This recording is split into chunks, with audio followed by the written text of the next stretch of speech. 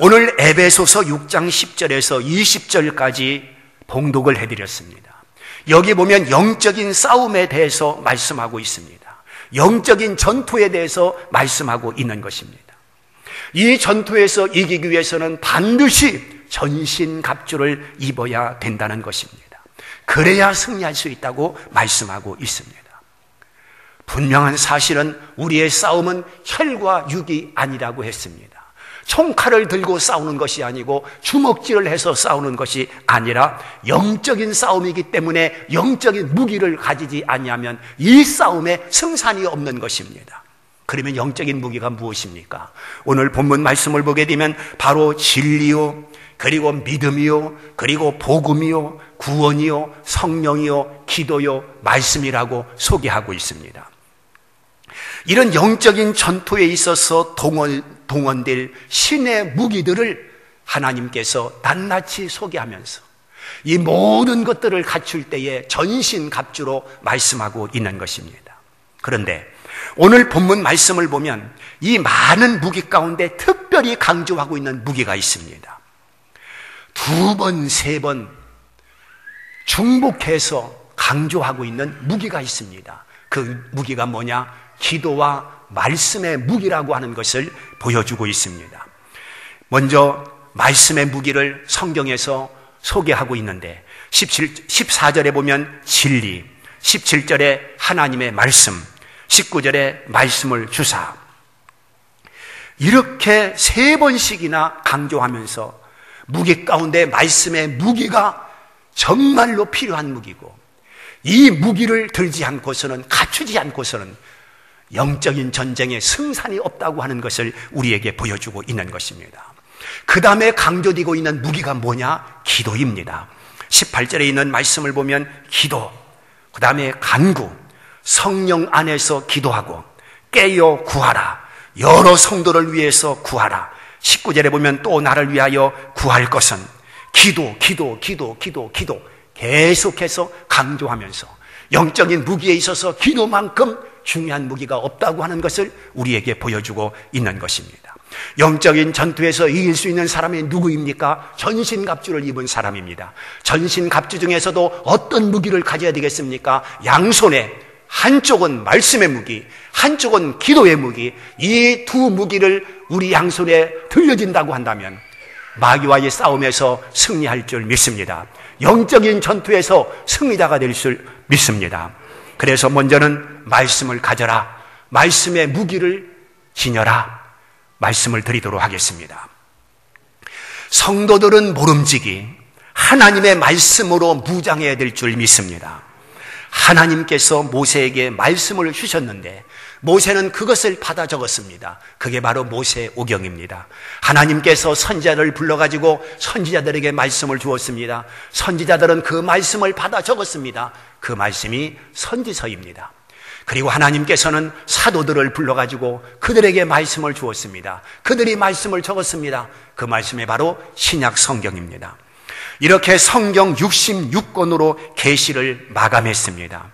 지금도 계속해서 계시가 임한다고 주장한다고 한다면, 지금도 계속해서 성경이 쓰여진다는 말인데, 만약에 그렇게 된다면 교회가 얼마나 혼란하겠습니까? 진실 공방이 수없이 일어날 것입니다. 성도들은 갈피를 잡지 못할 것입니다. 하나님은 이것을 아시고 66권으로 계시 마감을 하시고, 이제는 성경 속에서 계시를 찾고, 성경 속에서 예언을 하고, 성경 속에서 하나님의 뜻을 찾고, 성경 속에서 하나님의 의도하는 목적을 찾아서 성도들이 살아야 되는 것입니다. 어떤 사람은 성경 말씀은 3000년 혹은 4000년 전에 기록된 것이기 때문에 시대성이 없다고 말하는 사람이 있습니다. 또 어떤 사람은 문화가 다른 지역에서 성경에 기록되어 있기 때문에, 우리 문화와는 차이가 있기 때문에 성경이 우리와는 맞지 않는다고 말하는 사람이 있습니다. 정말로 그럴까요? 절대로 그렇지 않습니다. 하나님의 말씀은 하나님의 말씀이기 때문에 시대를 초월하는 것입니다. 하나님 말씀이기 때문에 지역을 초월하는 것입니다.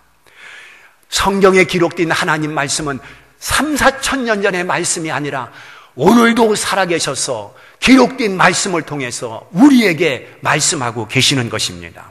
그리고 이 말씀은 동양인이나 서양인이나 어색하지 않게 모든 사람들의 삶에 영향을 주고 있는 것이 하나님의 말씀이라고 하는 것을 알아야 됩니다. 어느 시대나 혹은 어느 민족에게나 그대로 적용될 수 있는 것이, 또한 적용될 수 있는 것이 하나님의 말씀이라고 하는 것을 알아야 되는 것입니다. 그래서 하나님 말씀은 운동력이 있고, 그래서 하나님 말씀은 살아있고, 그래서 하나님 말씀은 능력이 있는 줄 믿습니다. 모든 성경은 하나님의 감동으로 된 것으로 교훈과 책망과 바르게 함과 의로 교육하기에 유익하다고 그래서 말씀하고 있는 것입니다. 하나님의 말씀을 읽을 때, 하나님 말씀을 들을 때, 하나님께서 지금 나에게 말씀하는 것으로 들을 때에 그 말씀이 힘이 있는 것이고, 그리고 그 말씀이 본래의 목적을 성취해 갈 수가 있는 것입니다. 여러분, 모세가 하나님 말씀을 받기 위해서 40일 동안 금식 기도를 했습니다. 하나님 말씀이 그렇게 두렵고 떨리는 것입니다. 하나님 말씀이 그렇게도 소중한 것입니다. 40일 동안 금식하면서 하나님 말씀을 받았다는 말입니다. 또한 에스라 시대에 하나님 말씀이 읽혀질 때에 이스라엘 백성들은 울면서 하나님 말씀을 받았습니다. 하나님 말씀이 그렇게 감동이 깊고 감동이 진하다는 말씀입니다. 왜 그렇습니까? 하나님 말씀은 살아있기 때문에, 말씀과 함께 하나님께서 역사하기 때문에 그런 것입니다. 여러분, 무엇이 축복입니까? 말씀대로 사는 것이 축복인 줄 믿습니다. 하나님 말씀은 순종할 때 그 의미가 있는 것이고, 하나님 말씀을 순종할 때 하나님의 역사가 일어나는 것입니다. 하나님께서 우리에게 말씀을 주실 때는 순종을 목적으로 하나님께서 말씀을 주신 것이지, 그냥 읽는 것으로 그치라고 말씀을 준 것이 아닌 것입니다. 그러므로 성도들이 말씀이 하라는 대로 하면 그것이 복인 줄 믿습니다. 주의를 지키라면 주의를 지키는 것이 복입니다. 오늘 한국 교회의 문제가 뭐냐? 성도들의 주일 성수가 점점 희박해지고 있다는 것입니다. 지난번 기독신문을 보니까 이제 앙케이트에서 주일 성수에 대한 질문이 있었습니다. 그런데 주일을 반드시 지켜야 된다. 그리고 지금 주일을 지키고 있다는 사람이 30%가 안 됐습니다. 1000명이 모이려면 2000명 성도가 돼야 겨우 1000명이 모이는 그런 시대가 됐습니다. 한국교회가 다시 부흥하기 위해서는 주일 신앙을 찾지 않으면 안 된다고 많은 사람들이 우려하고 있습니다. 주일을 지키라면 주일을 지키고, 기도하라면 기도하고, 11조 드리라면 드리고, 부모를 공경하라면 공경하고, 도적질하지 말라 하면 도적질하지 말고, 거짓 증거하지 말라고 하면 거짓 증거하지 말고, 하나님이 시키는 대로 그대로 순종하는 것이 바로 성도의 길이고 말씀을 따라 승리하는 길인 줄 믿습니다. 또한 하나님 말씀은 끊임없이 내게 회개를 촉구하고 있습니다. 회개하라, 천국이 가까웠다고 그렇게 세례 요한이 외쳤고, 또한 예수님께서도 그렇게 말씀을 하셨습니다. 우리가 무슨 죄가 그렇게 많아서 날마다 회개를 해야 됩니까?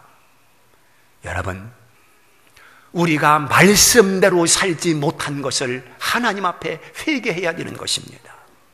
말씀을 드린 것처럼 하나님께서 용서하라고 말씀하셨는데 나는 용서하지 못했습니다. 겸손하라고 말씀했는데 나는 겸손하지 못했습니다. 미워하지 말라고 했는데 나는 미워했습니다. 분을 내어도 해질 때까지 그 분을 풀으라고 했는데 분을 풀지 못하고 해를 넘겼습니다. 같은 말, 같은 마음, 같은 뜻을 가지고 살라고 했는데 하나가 되지 못했습니다.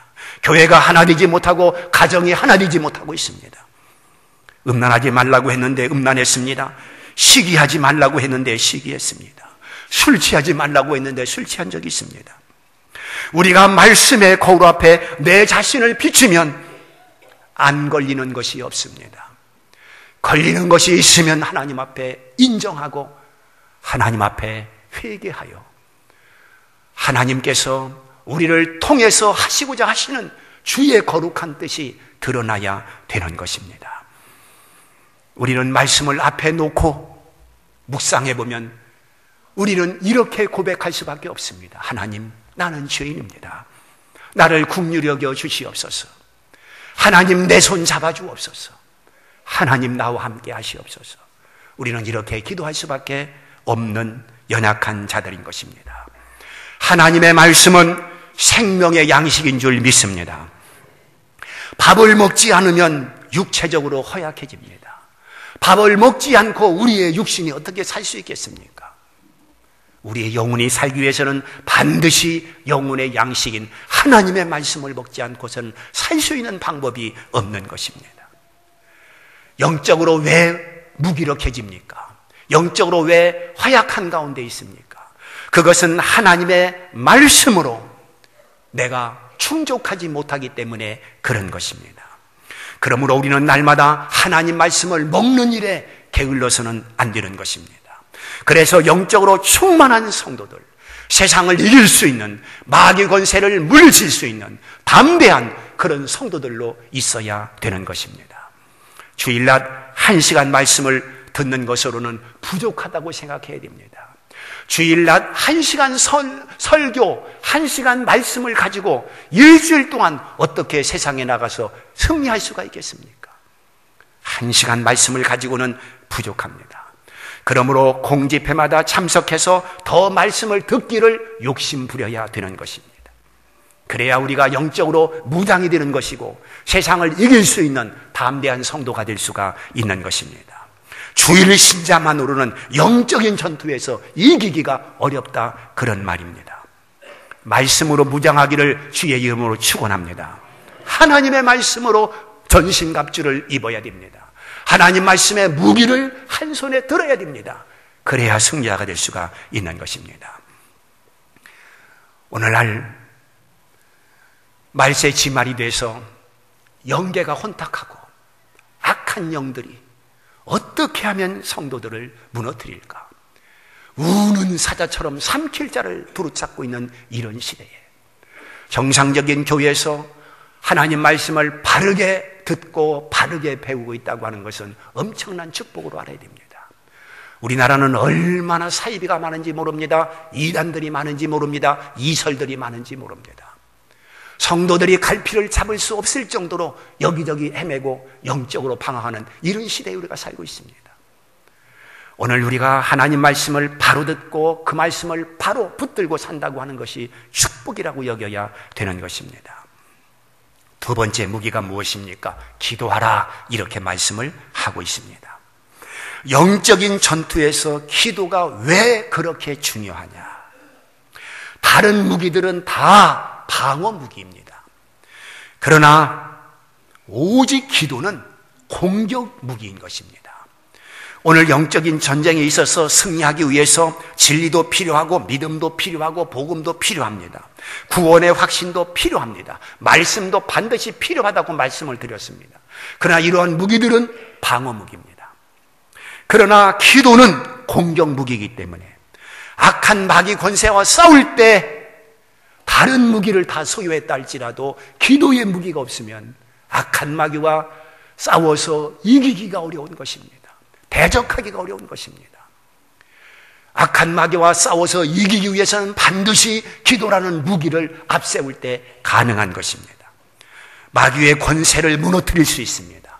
마귀의 공격을 무너뜨릴 수 있습니다. 지금은 악한 마귀 권세가 성도들을 미혹해서 넘어뜨리는, 광명의 천사로 가장해서 성도들을 미혹하는 이런 마지막 때에 성도들이 반드시 한 손에 기도의 무기를 들기를 주의 이름으로 축원합니다. 그래야 점령당한 영적인 고지를 기도로 되찾을 수가 있는 것입니다. 기도로 악한 세력을 물리칠 수 있는 것입니다. 오늘 본문에서 기도에 대해서 5가지로 말씀을 하고 있습니다. 18절, 19절 말씀을 보게 되면 첫째는 18절 상절에 모든 기도를 하라, 이렇게 말씀을 하고 있습니다. 여기 모든 기도를 하라고 하는 것은 사소한 것에서부터 큰 것에 이르기까지 기도하라는 뜻입니다. 그것은 쉬운 거니까, 그것은 하나님이 도와주지 아니해도 되는 것이니까 이건 기도 안 해도 된다, 그렇게 성도들이 생각하는 것이 아니라 아주 작은 것에서부터 아주 큰 것에 이르기까지 성도들은 반드시 기도로 출발을 하고 또한 기도로 진행하고 기도로 끝맺음을 할 수 있는 그런 믿음을 가져야 된다는 것을 말씀하고 있는 것입니다. 처녀 총각들은 결혼에 대해서 반드시 기도해야 됩니다. 일생을 함께 살아야 할 배우자, 반려자를 구하는데 기도만큼 중요한 것이 무엇이 있겠습니까? 학생이면 공부에 대해서 반드시 기도해야 되는 것입니다. 젊은이들은 미래에 대해서 반드시 기도해야 되는 것입니다. 아침에 일어나 새날을 위해서 기도하고 또한 이렇게 교통사고가 범람하고 있는 우리나라 같은 형편에서는 자동차를 탈 때에 하나님 앞에 기도하는 거룩한 습관을 가지는 것이 대단히 중요한 것입니다. 저는 첫 번 아침에 일어나서 자동차를 탈 때는 반드시 주기도문을 외우고 자동차를 몰고 있습니다. 그것만 하더라도 얼마나 귀한 일인가, 중요한 일인가를 저는 생각합니다. 그 다음에 성령 안에서 기도하라 18절에 이렇게 말씀하고 있습니다. 성령 하나님께서 내 마음속에 감동하는 것을 그냥 지나치지 말고 하나님 앞에 기도해야 할 것을 말씀하고 있는 것이며, 또한 성령 안에서 기도하라고 하는 것은 인위적으로 인간의 욕심과 정력으로 기도하는 것이 아니라 하나님의 뜻을 구하라고 하는 그런 의미가 있는 말씀인 것입니다. 이게 바로 성령 안에서 기도하라는 말씀인 것입니다. 그래서 내 마음속에 감동되는 것이 있으면 성령님께서 기도하라는 것인 줄 알고 하나님 앞에 기도해야 되는 것입니다. 내가 어느 집사님을 위해서 기도해야 되겠다라는 마음이 생기면 그것을 물리치지 말고 그 집사님을 위해서 기도해야 되는 것입니다. 어떤 집사님이 잠을 자려고 하는데 그 집사님을 위해서 기도하고 싶은 마음이 간절히 생겼답니다. 그래서 그 자리에 일어나서 기도했다고 그래요. 나중에 알고 보니까 그 시간에 교통사고가 났는데 아주 큰 사고였는데 자동차는 다 망가지고 폐차 처분을 할 정도였는데 자기는 멀쩡해졌다. 바로 그 시간이 그 집사님이 기도하고 있었던 시간이었다는 간증을 제가 직접 들었습니다. 바로 그런 것입니다. 성령 안에서 기도하라. 정욕으로 잘못 구하지 말고 우리가 진정으로 하나님의 뜻을 붙들고 기도할 수 있는 기도자가 되어야 할 것을 말씀하고 있는 것입니다. 그 다음에 세 번째는 18절 중반절에서 깨어 구하기를 항상 힘쓰며 이렇게 말씀하고 있습니다. 우리의 육신은 나약합니다. 피곤하기가 쉽습니다. 그래서 쉬고 싶습니다. 앉고 싶습니다. 눕고 싶습니다. 자고 싶습니다. 그래서 깨어 기도하라고 말씀하고 있는 것입니다. 깨어서 기도하라. 기도하지 않으면 안 된다는 절박한 심정을 가지고 하나님 앞에 기도할 수 있는 성도들이 되어야 되는 것입니다. 내가 기도하지 않으면 될 것도 안 된다는 생각을 가지고 하나님 앞에 무릎을 꿇지 말고 주의 이름을 부를 수 있는 기도자가 되기를 주의 이름으로 축원합니다. 기도 대단한 무기입니다. 왜 대단한 무기입니까? 공격 무기이기 때문에, 아니면 안 될 것도 되게 하기 때문에 홍해를 가를 수 있는 무기가 바로 기도입니다. 이 산을 명하여 저리로 옮겨지라 하면 옮겨질 것이요, 이 무기가 바로 기도라고 하는 것을 주님께서 소개하고 있습니다. 이런 기도를 우리가 잠재우지 말고 깨어서 기도하라고 성경은 말씀하고 있는 것입니다. 그 다음에 18절 하반절에 보면 여러 성도를 위해서 기도하라 이렇게 말씀하고 있습니다. 성도들을 위하여 서로 기도하는 사랑이 필요합니다. 우리는 다 형제들입니다. 그리고 자매들입니다. 예수 그리스도 안에서 한 가족입니다. 그러므로 성도의 아픔을 나의 아픔으로, 성도의 눈물을 나의 눈물로, 성도의 기쁨을 나의 기쁨으로, 이런 가족화, 가족의식이 교회가 있어야 되는 것입니다. 그런 교회를 평안한 교회라고 말합니다. 그런 교회를 은혜로운 교회로 말합니다. 그 안에 있는 성도들이 행복한 신앙생활을 할 수가 있는 것입니다. 한 명이라도 우리가 원수를 맺고 한 교회에 있어서는 안 되는 것입니다. 이 시간 이후로 다 풀어야 됩니다. 그리고 다 용서해야 됩니다. 그리고 사랑의 끈으로 하나로 묶여져야 되는 것입니다. 그건 어떻게 가능할 수 있겠습니까? 그런 일이 실제로 가능할 수 있겠습니다. 가능할 수 있습니다. 바로 18절 하반절에 있는 것처럼 여러 성도를 위해서 기도하라, 이 말씀이 실천된다면 사랑의 끈으로 하나가 될 수가 있는 것입니다. 미움이 사라지고 사랑이 돋아날 수 있습니다. 그리고 원망과 불평이 사라지고 평안이 샘솟듯 솟아날 수가 있는 것입니다. 여러 성도를 위해서 기도하라고 말씀하고 있습니다. 그 다음에 19절에 보면 나를 위해서 기도하라, 이렇게 말씀을 하고 있습니다. 이 말씀은 그때 당시 바울을 위해서 기도하라는 뜻이죠. 그러면 이 말씀은 지금 천국에 가 있는 바울을 위해서 기도하라는 말이냐? 아닙니다. 주의 종들을 위해서 기도하라는 것입니다. 왜 주의 종, 왜 목사를 위해서 기도해야 되겠습니까? 그 이유는 오직 하나입니다. 19절에 있는 말씀을 보니까 나를 위해서 기도할 것은 내게 말씀을 주사, 이것 때문입니다. 말씀을 주기 때문에 말씀을 전하는 주의 종을 위해서 기도하라는 것입니다. 그리고 또 뭐라고 말씀하고 있습니까? 복음의 비밀을 담대히 알리게 해달라고 기도하라고 했습니다. 복음의 비밀, 말씀의 비밀을 캐서 성도들에게 먹이라는 것입니다.